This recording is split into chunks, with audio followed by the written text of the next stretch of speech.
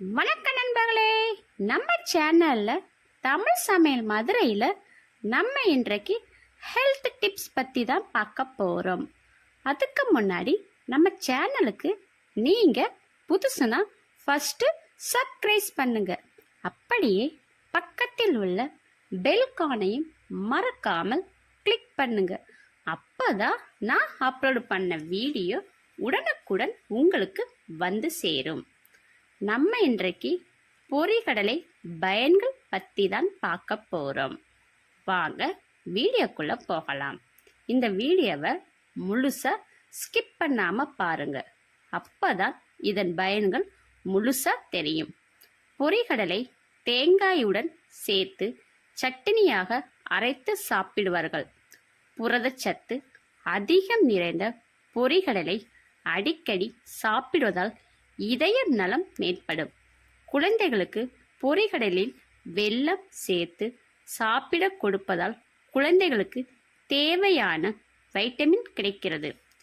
பெண்களுக்கு மாதவிடாய் நாட்களில் அதிகமான இரத்தப்போக்கை கட்டுப்படுத்துவதற்கும் ஒரு கைப்பிடி அளவு பொரிகடலை சாப்பிட்டு 1 டம்ளர் தண்ணீர் குடிப்பதால் இரத்தப்போக்கு கட்டுப்பாட்டுக்குள் வர உதவியாக இருக்கும்.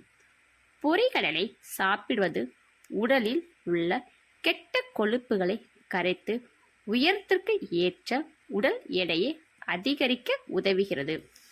பொரிகடலையுடன் பூண்டு மற்றும் காய்ந்த மிளகாய் சேர்த்து துவையலாக அரைத்து சாப்பிடுவது செரிமானத்திற்கு மிகவும் நல்லது. தினமும் 2 டீஸ்பூன் அளவு பொரிகடலை தவறாமல் சாப்பிட்டு வந்தால் முடி நன்கு வளரும். மேலும் முடி உதிரல் பிரச்சனைகள் தடுக்கிறது. தினமும் பொரிகடலை சாப்பிட்டு வந்தால் முகப்பொலிவு மேம்படுத்துவதோடு தோலில் சுருக்கங்கள் ஏற்படும் தன்மையும் நீங்கும்.